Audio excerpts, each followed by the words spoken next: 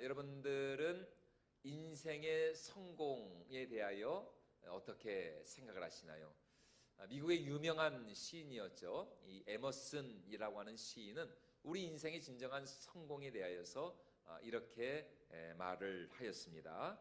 자주 그리고 많이 웃는 것, 현명한 이에게서 존경받고 어린아이에게서 사랑받는 것, 아름다운 것을 식별할 줄 알고 다른 사람에게서 장점을 발견해내는 것, 자기가 태어나기 전보다 조금이라도 더 살기 좋은 곳으로 만들어 놓고 떠나는 것, 자신이 한때 이곳에 살았음으로 인해 단 한 사람의 인생이라도 행복해지는 것, 이것이 진정한 성공이다. 이렇게 시인 에머슨은 말하였습니다.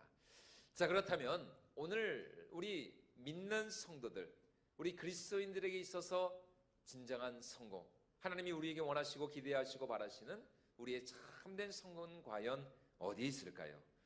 이 시간 우리가 함께 나눌 이 데살로니가전서의 말씀은 사도 바울의 여러 저작들, 서신들 가운데 연대적으로 가장 먼저 쓰인 편지가 바로 이 데살로니가전서의 말씀입니다.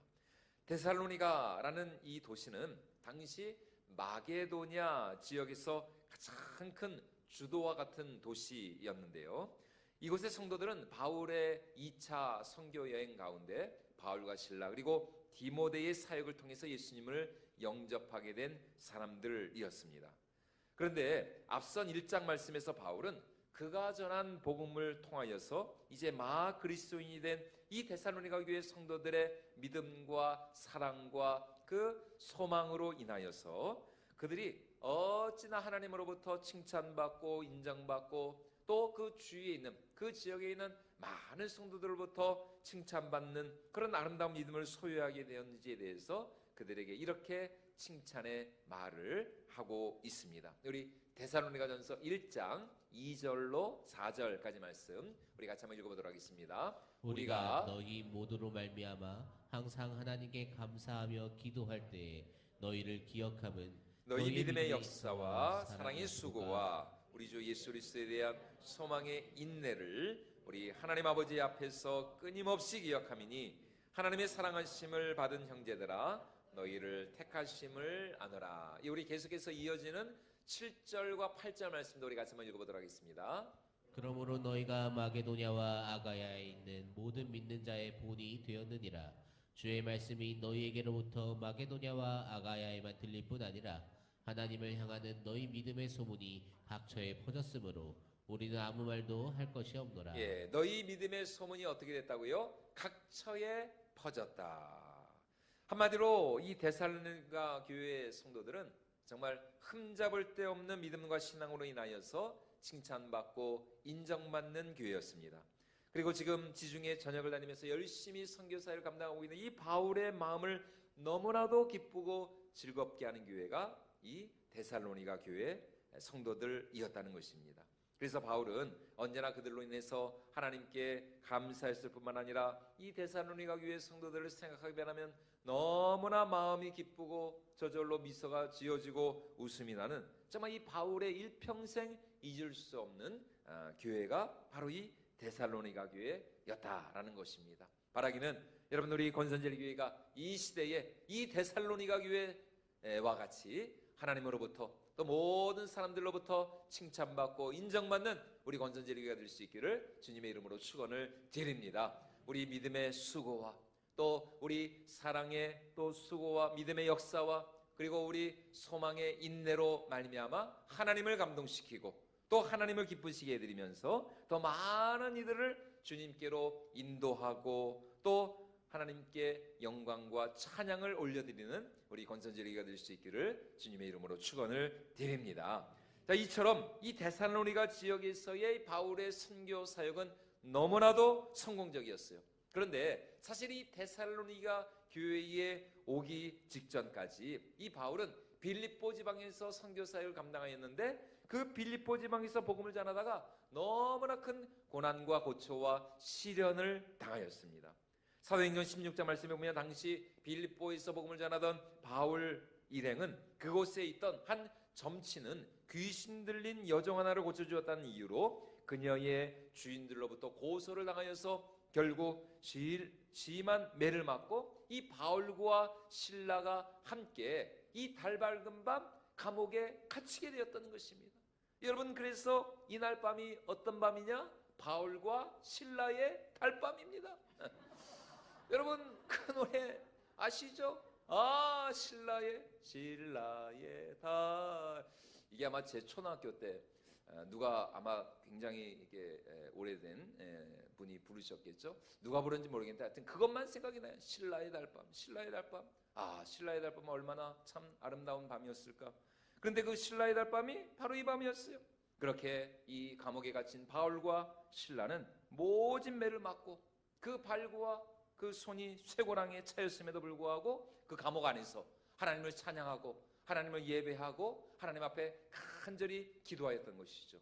그러자 어떤 일이 일어났느냐? 우리 사도행전 16장 23절로 25절까지 말씀 우리 같이 한번 읽어보도록 하겠습니다. 만이 친 후에 옥에 가두고 간수에게 명하여 든든히 지키라 하니 그가 그들을 깊은 옥에 가두고 그 발을 착고에 든든히 채웠더니 한밤중에 바울과 신라가 기도하고 하나님을 찬송하며 죄수들이 듣더라. 예, 그들이 어찌나 정말 담대하게 확신에 차서 하나님을 예배하고 찬양하고 기도했던지 그들의 그 찬양과 기도 소리가 같이 감옥에 갇혀있던 다른 죄수들의 귀에까지 들리게 되었다는 것입니다. 여러분, 그런데 이게 웬일입니까? 바울과 신라가 그렇게 하나님의 은혜와 긍휼을 구하면서 찬양을 하고 기도하고 있는데 갑자기 옥토가 흔들리면서 지진이 나더니 죄수들이 갇혀있던 그 감옥 안의 모든 문들이 정말 영화의 한 장면처럼 말이죠. 그 감옥의 모든 문들이 저절로 활짝 열려지게 되었던 것입니다. 우리 사도행전 16장 26절 말씀인데요. 우리 같이 한번 읽어보도록 하겠습니다. 이에 갑자기 큰 지진이 나서 옥터가 움직이고 문이 곧다 열리며 모든 사람의 매인 것이 다 벗어진지라. 예, 그러자 잠에서 깬 이 간수가 깜짝 놀라서 말이죠. 죄수들이 다 도망간 줄 알고 칼을 빼어 자결하려 하자 사도 바울이 크게 소리칩니다. 이보시오, 당신의 몸을 상하지 마시오. 우리가 다 여기 있습니다. 우리가 도망친 것이 아닙니다. 당신의 생명을 간수하시오, 간수님. 예, 결국 이 간수는 바울과 신라 앞에 엎드려서 이렇게 말하죠. 선생들이여, 내가 어떻게 하여야 구원을 얻을 수가 있겠습니까? 그러자 바울이 이렇게 말합니다. 우리 사도행전 16장 31절과 32절 말씀 우리 같이 한번 읽어보도록 하겠습니다. 그들을 데리고 나가 이르되 선생들이여 내가 어떻게 하여야 구원을 받으리까 하거늘 이르되 주 예수를 믿으라. 그리하면 너와 내 집이 구원을 받으리라. 예, 이 말이, 이 유명한 주 예수를 믿으라. 그리하면 너와 내 집이 구원을 받으리라. 여러분, 이 말씀이 바로 이 사도행전 이 16장 31절에 나온 바로 이 말씀입니다. 이처럼 데살로니가 지방에 오기 직전 이 바울과 신라 일행은 이 빌립보 지방에서 많은 고초를 당하고 또 많은 매를 맞고 결국 감옥에 갇히기까지 말이죠. 큰 시련을 당해야만 했습니다. 그럼에도 불구하고 바울은 전도와 선교의 사역을 멈추었을까요? 멈추지 않았을까요? 멈추지 않았다는 것입니다. 그래서 빌립보에서 당한 고난으로 인하여서 정말 성취하는 몸으로 정말 건강하지 않은 그런 상태였음에도 불구하고 이곳 데살로니가에 와서 여전히 이곳에서도 담대하게 예수 그리스도의 생명의 복음을 증거하고 있는 것입니다. 그래서 오늘 우리가 읽은 본문 1절과 2절 말씀에서 사도 바울이 이렇게 말씀하고 있습니다. 우리 1절과 2절 말씀 다시 한번 같이 읽어보도록 하겠습니다. 형제들아, 우리가 너희 가운데 들어간 것이 헛되지 않은 줄을 너희가 친히 아나니 너희가 아는 바와 같이 우리가 먼저 빌립보에서 고난과 능욕을 당하였으나 우리 하나님을 힘입어 많은 싸움 중에 하나님의 복음을 너희에게 여러분 2절 말씀에 뭐라고요? 너희가 아는 바와 같이 우리가 먼저 빌립보에서 고난과 능욕을 당하였다. 빌립보에서 그렇게 심한 매를 맞고 감옥에 갇히고 쇠고랑이 차이고 그렇게 심한 고초를 당하였음에도 불구하고 바울과 신라와 그 모든 선교 동역자들은 예수 그리스도의 이 생명의 복음을 전하는 일을 멈추지 않았다는 것입니다. 그리고 그 이유에 대해서 사도 바울이 뭐라고 말씀하고 있습니까? 그것은 바로 하나님이 우리와 함께 하시고 하나님께서 우리에게 복음을 전할 수 있는 힘과 지혜와 능력을 주셨기 때문이다 라고 이렇게 말씀하고 있습니다. 우리 2절 말씀 다시 한번 같이 읽어보도록 하겠습니다. 우리 하나님을 힘입어 많은 싸움 중에 하나님의 복음을 너희에게 전하였노라. 예, 2절 말씀 한번 보시죠. 많은 싸움 중에 있었음에도 불구하고, 많은 고난과 시련과 고통이 있었음에도 불구하고 누구를 힘입어 하나님의 복음을 너희에게 전하였다고요? 하나님을 힘입어. 하나님을 힘입어. 여러분, 이것입니다. 하나님을 힘입어. 다시 말해, 어떠한 고난과 시련, 어떠한 환난과 핍박의 비바람 속에서도 예수 그리스도의 복음은 결코 멈출 수가 없었다는 것입니다. 하나님 나라의 사역은 절대로 중단될 수가 없었습니다. 왜냐하면 하나님이 우리와 함께 하시고 그 하나님께서 우리에게 힘과 능력을 더하여 주셨기 때문입니다. 하나님의 강한 손이 그들과 함께 하셔서 그들로 하여금 어떠한 고난 속에서도 절대로 실망하거나 절망하거나 낙심하지 않고 오히려 그들이 더 하나님을 힘입어서 담대하게 복음을 전할 수 있도록 하나님이 그들과 함께 해주시고 하나님이 그들을 붙잡아 주셨기 때문이었습니다. 그래서 오늘 사도가 하는 말이 뭡니까? 우리 하나님을 힘입어 많은 싸움 중에도 하나님의 복음을 너희에게 전하였나라. 그러므로 어떠한 상황 속에서도 우리는 하나님의 은혜와 하나님의 능력을 구해야 할 줄로 믿습니다. 여러분, 그것이 어떤 고난 속에서도 우리가 승리하고 또 우리가 이길 수 있는 그런 비결이 된다는 것입니다. 싸움이 계속되고 고난이 이어져도 하나님이 우리와 함께 하신다면, 우리가 하나님을 힘입기만 한다면, 하나님의 능력을 우리가 덧입기만 한다면 우리는 얼마든지 많은 고난과 싸움과 시련 속에서도 우리는 반드시 승리하게 될 줄로 믿습니다. 자, 그렇다면 하나님의 능력이 어떻게 이들 가운데 이렇게 역사할 수가 있었을까? 다시 말해, 바울은 데살로니가 지역에서 과연 어떻게 사역을 하였길래 이렇게 이 데살로니가 교회, 정말 그들의 믿음의 역사와 또 사랑의 수고와 또 소망의 인내로 말미암아 이렇게 온 마게도냐와 또 아가야 지방에서 인정받고 칭찬받고 또 하나님의 마음을 기쁘시게 해드리는 이런 명품 교회를 이룰 수가 있었느냐라는 것입니다. 그것은 바로 사도 바울 자신의 목숨을 건 희생과 사랑, 그의 순전하고도 진실한 섬김과 희생 때문이었습니다. 바로 이것을 통해서 하나님은 바울의 사역을 통하여서 이 데살로니가 지역 가운데 이렇게 위대하고도 영광스러운 교회를 세우실 수가 있었다는 것이에요. 다시 말해서 이 바울은 하나님의 말씀을 전하기만 하는 자가 아니었다라는 것입니다. 그는 말씀을 전하였을 뿐만 아니라 어떻게 해서든지 그 말씀을 살아내는 사람이었습니다. 그리고 자신이 전한 그 말씀이 자기 삶을 통해서 자신의 사역을 통하여서 반드시 어떻게 해서든지 성취되어지기를 위하여서 최선을 다하는 사람이었다는 것입니다. 그래서 바울은 오늘 우리가 읽은 3절로 5절 말씀에서 이렇게 말씀하고 있습니다. 우리 3절로 5절 말씀도 다시 한번 읽어보도록 하겠습니다. 우리의 권면은 간사함이나 부정에서 난 것이 아니요 속임수로 하는 것도 아니라 오직 하나님께 옳게 여기심을 입어 복음을 위탁받았으니 우리가 이와 같이 말함은 사람을 기쁘게 하려 함이 아니요 오직 우리 마음을 감찰하시는 하나님을 기쁘시게 하려 함이라. 너희도 알거니와 우리가 아무 때에도 아첨하는 말이나 탐심의 탈을 쓰지 아니한 것을 하나님이 증언하시느니라. 예, 사도 바울 이 당시에 지중해 전역에는 여러 도시를 다니면서 새로운 사상과 가르침을 전파하는 일명 이 견유학파라고 불리는 이 사람들이 있었는데요. 이 사람들은 스스로를 뭐 교사다 혹은 뭐 선지자다, 뭐 율법 선생이다, 이렇게 자신들을 부르면서 자신의 생계와 돈벌이를 위하여서 혹은 인간적인 어떤 명예와 명성을 위하여서 거짓된 가르침과 사상을 전파하는, 그래서 듣기 좋은 말들로 사람들을 미혹하는 이제 그런 사람들이었어요. 그래서 황금의 입이라고 불리는 초대교회 유명한 교부 중 한 사람이죠. 이 크리소스톰이라고 하는 유명한 교부가 있는데 이 크리소스톰은 바로 이런 견유학파, 이런 자들을 향하여서 거짓과 속임 그리고 명예와 돈벌이를 위하여서 사람들을 유혹하고 선동한다라면서 아주 그들을 맹비난하였습니다. 그런데 지금 바울이 하는 말이 무엇입니까? 우리는 그런 자들이 아니다라는 것입니다.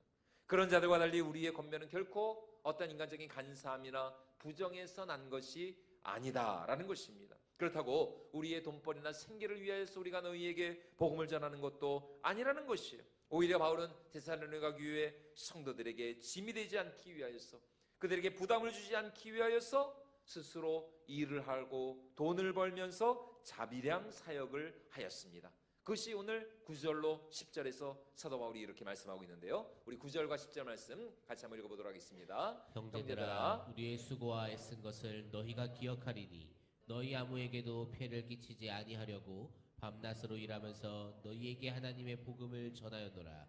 우리가 너희 믿는 자들을 향하여 어떻게 거룩하고 옳고 흠없이 행하였는지에 대하여 너희가 증인이요 하나님도 그러하시도다. 예, 여러분 우리가 잘 아는 것처럼 이 바울의 직업이 무엇이었느냐? 텐트 만드는 사람, 천막을 만드는 사람이었습니다. 그래서 지금도 선교사님들 가운데 자비량 사역을 하시는 선교사님들을 가리켜서 이 텐트 메이커라고 이렇게 부르고 있는데요. 물론 바울은 얼마든지 사도적인 권위를 가지고 사도의 권위를 가지고 데살로니가 교회 성도들 향하여서 재정적 혹은 물질적 지원을 요청할 수가 있었습니다. 실제로 바울은 갈라디아서 말씀을 통해서는 가르침을 받는 자는 말씀을 가르치는 자와 함께 모든 좋은 것을 함께하라 이렇게 권면을 하였고, 또 디모데전서에서도 역시 곡식을 밟아 떠는 그 소의 입에 망을 씌우지 말라 이 계명을 가지고서 일꾼이 그 싹스를 받는 것이 마땅하다 이렇게 말씀을 하고 있습니다. 여기 갈라디아서 6장 6절 말씀 같이 한번 읽어보도록 하겠습니다. 가르침을 받는 자는 가르치는 자와 모든 좋은 것을 함께 하라. 우리 디모데전서 5장 17절 18절 말씀인데요. 같이 한번 읽어보도록 하겠습니다. 잘 다스리는 장로들은 배나 존경할 자로 알되 말씀과 가르침에 수고하는 이들에게는 더욱 그리할 것이니라. 성경에 일렀으되 곡식을 밟아 떠는 소의 입에 망을 씌우지 말라 하였고 또 일꾼이 그 삭슬 받는 것은 마땅하다 하였느니라. 예, 이렇게 이 말씀을 가르치는 자를 잘 섬기고 공개할 것을 이 분명히 사도 바울이 말씀을 하고 있습니다. 그럼에도 지금 바울은 이제 막 자신으로부터 복음을 전해받고 신앙생활을 시작한 이 데살로니가 교회 성도들에게 폐를 끼치지 않고 그들에게 짐이 되지 않기 위하여서 밤낮으로 수고하고 또 텐트를 만들어가면서 복음을 전하고 있는 것이, 다시 말해 바울은 얼마든지 자신의 권위, 자신의 그 기득권을 내세우고 주장하고 요구할 수 있었지만 그렇게 하기보다는 오히려 어떤 마음을 가지고 유모와 같은 마음을 가지고 어린 자녀를 키우고 양육하는 부모님과 같은 마음을 가지고 말씀을 전하고 또 그들을 양육하기 위하여서 자신의 생명조차도 아까워하지 아니하고 내어줄 각오가 되어 있는 그리스도의 진정한 사도였다는 것입니다.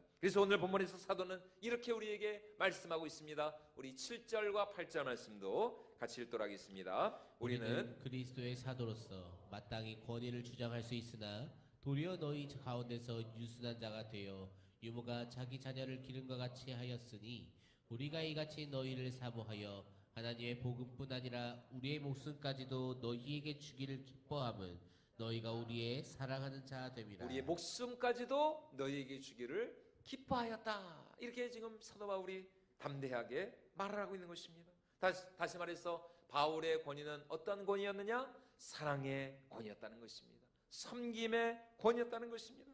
바로 이것을 통해서 하나님은 지금 이 데살로니가 교회 가운데 놀라운 부흥의 역사를 이루셨다는 것이에요.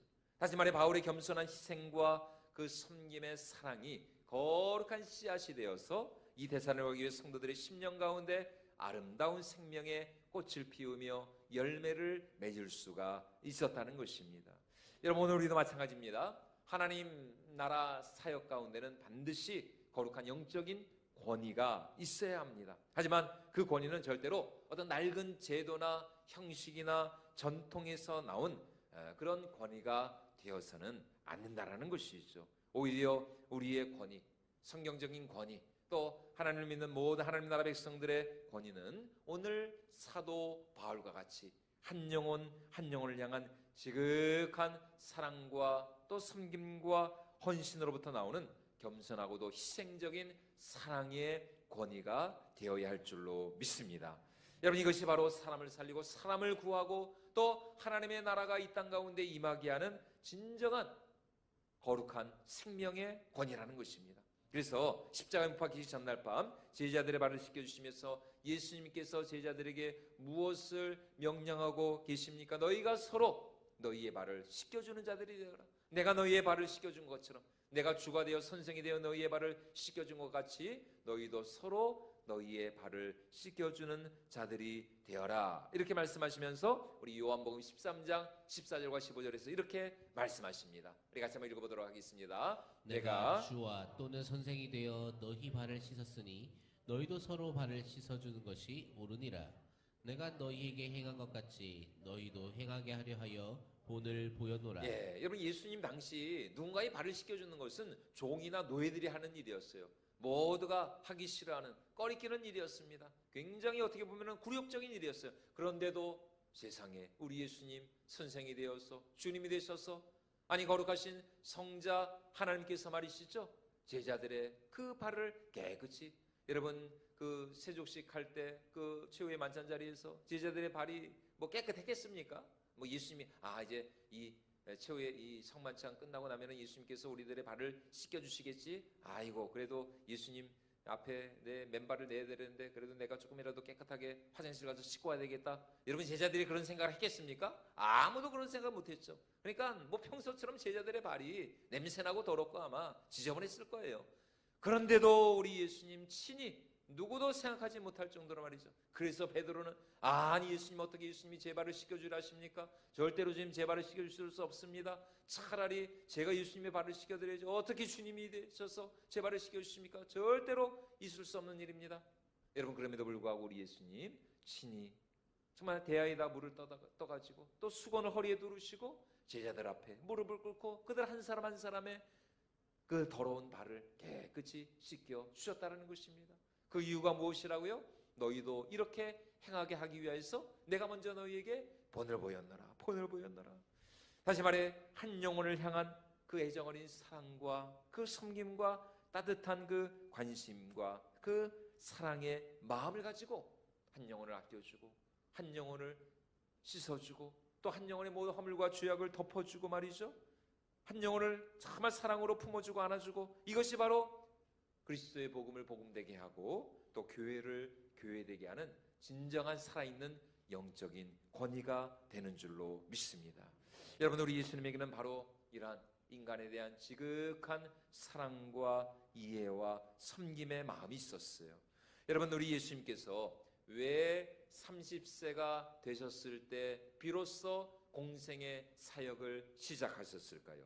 누가복음에 보면은 이미 예수님은 12살이 되셨을 때 당대 모든 율법학자들과 서기관들도 깜짝 놀랄 정도로 하나님의 말씀과 모든 율법에 통달하셨습니다. 그때 예수님은 이미 자신이 하나님의 아들이라는 정체성을 소유하고 계셨고 또 십자가라고 하는 자신의 사명을 인식하고 계셨어요. 그렇다면 왜 하루라도 빨리 우리 예수님 당신의 공생의 사역을 시작하지 않으셨을까? 뭐 20살 정도가 너무 이르다면 한 25살이 되었을 때 얼마든지 구속의 역사를 공생의 사역을 시작하실 수 있지 않았을까요? 그런데 왜 굳이 30살이 되셨을 무렵 공생의 사역을 시작하셨느냐? 왜 30년이라는 이 긴 시간을 우리 예수님이 기다리셨을까? 그것은 바로 그 시간 동안 우리 예수님 사람을 알아가시기 위하여서 당신이 섬기시고 또 당신이 살리시고 구원하시고 또 당신이 대속하셔야 될 그 한 사람 한 사람의 인생을 우리 예수님께서 친히 살아내시기 위하여서 우리 예수님 30살까지 그렇게 당신의 때를 늦추셨다는 것입니다. 다시 말해 당신의 피값으로 주고 사실 당신의 생명을 바쳐 구원해내야 할 그 인간의 삶을, 그 모든 인생들의 그 아픔과 그 슬픔과 그들의 그 모든 고통과 인생의 그 모든 희로 애락을 친히 우리 예수님께서 경험하시고 체휼하시고 이해하시고 공감하시기 위하여서 우리 예수님은 30세가 될 때까지 당신의 공생의 사역을 기다리셨다는 것입니다. 그리고 그렇게 인간에 대한 그 모든 이해와 공감을 통하여서 비로소 우리 예수님 3년간의 공생의 사역을 마치신 후 십자가 위에서 진정한 희생과 헌신의 사명을 이루실 수가 있었다라는 것입니다. 그래서 히브리서 기자는 우리 예수님의 이러한 은혜를 이렇게 말씀하고 있습니다. 우리 히브리서 4장 15절과 16절 말씀 우리 같이 한번 읽어보도록 하겠습니다. 우리에게 있는 대제사장은 우리의 연약함을 동정하지 못하실 이가 아니요 모든 일에 우리와 똑같이 시험을 받으신 이로되 죄는 없으시니라. 그러므로 우리는 긍휼하심을 받고 때를 따라 돕는 은혜를 얻기 위하여 은혜의 보좌 앞에 담대히 나아갈 것이니라. 예, 우리에게 있는 대제사장은 우리의 연약함을 동정하지 못하실 이가 아니요 뭐라고요? 우리와 똑같이 시험을 받으셨다. 시험을 받으셨다. 시험을 받으셨다. 그러므로 여러분 하나님의 말씀을 전하는 목회자는 이 하나님의 말씀, 이 로고스의 이 말씀만을 전하는 자가 되어서는 안 됩니다. 그는 하나님의 말씀을 전하고 가르칠 뿐만 아니라 동시에 자신의 삶을 통해서 내 삶을 통해서 자신이 전하는 그 하나님의 말씀을 살아내는 사람이 되어야 한다는 것입니다. 여러분 우리 성도들도 마찬가지입니다. 우리는 말씀을 듣기만 하는 자들이 되어서는 안 되죠. 우리가 들은 말씀대로 우리가 순종하고 그 말씀을 살아내고 그 말씀이 내 삶을 통해서 마치 우리 예수님 말씀이 육신이 되어 이 땅에 오신 것처럼 여러분 우리가 듣는 이 말씀 또 우리가 전하고 우리가 가르치는 이 말씀이 우리 삶을 통해서 체화되고 육화되도록 우리는 날마다 이 말씀에 순종하는 자들이 되어야 할 줄로 믿습니다. 여러분 그것이 바로 우리 모든 그리스도인들 또 우리 모든 성도들이 지녀야 할 이 에토스라는 것입니다. 로고스가 말씀이고 에토스가 인격이고 이 로고스와 이 에토스 위에 성령의 파토스 이게 이제 그리스의 이제 수학자들이 많이 이제 하는 말입니다. 바로 이 로고스와 이 에토스 그리고 성령의 이 파토스가 성령의 기름 부으심이 넘쳐날 때 여러분 그때 진정한 이 말씀의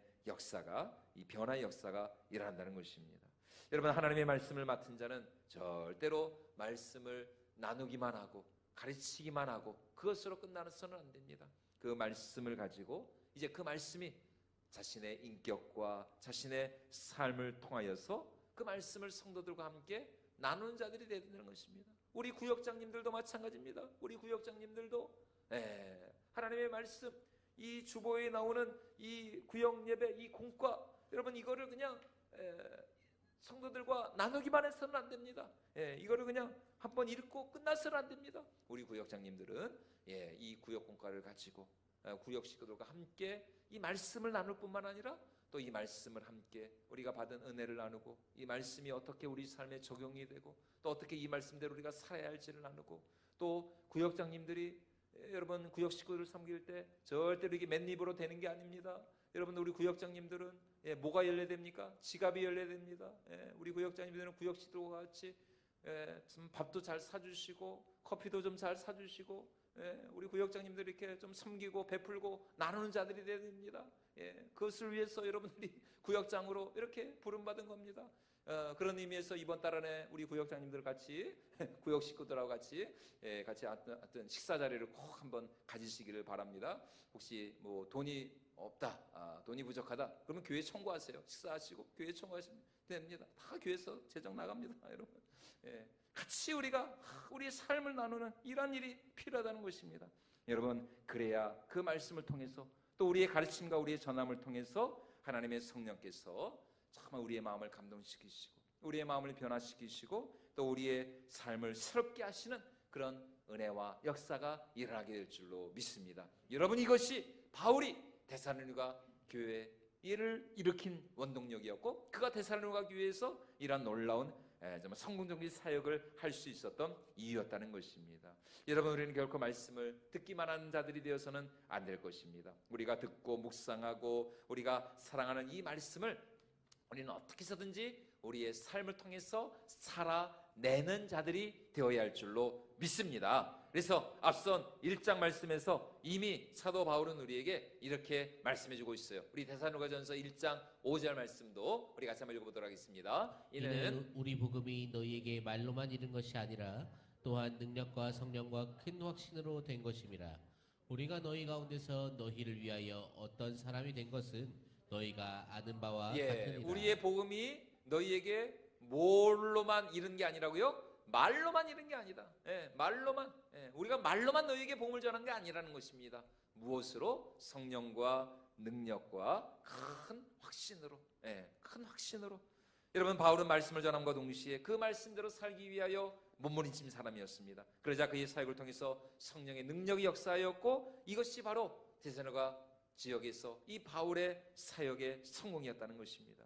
여러분, 교회란 어떤 곳일까요? 교회란 세상이 줄 수 없는 곳을 줄 수 있는 곳이 바로 교회가 되어야 합니다.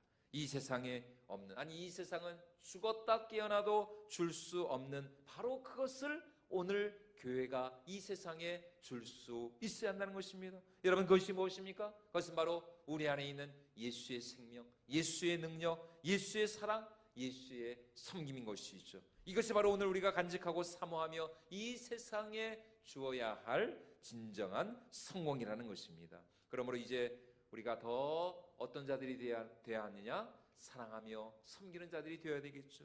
더 우리가 온유하고 겸손한 마음으로 하나님께서 우리에게 맡겨주신 한 영혼을 우리가 예수님의 마음을 가지고 사랑하며 섬기며 그들의 허물과 그들의 잘못과 실수를 우리가 덮어주고 감싸주고 우리가 용서하고 이해하고 우리가 그들을 주께로 인도하는 자들이 되어야 되겠죠.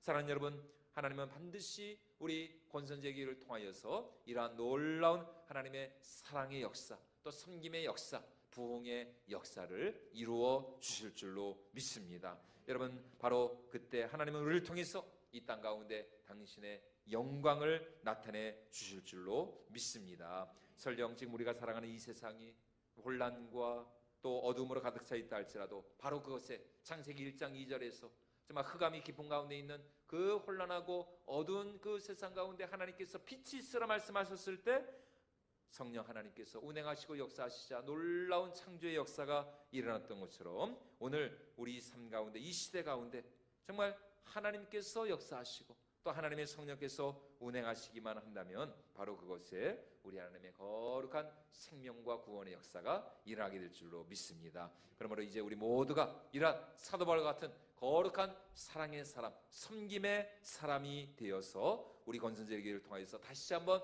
이 땅 가운데 오늘 데살로니가 교회에 일어났던 이 부흥의 역사가 이 시대에 우리 권선제기를 통하여서 우리 가운데 이루어질 수 있기를 주님의 이름으로 축원을 드립니다.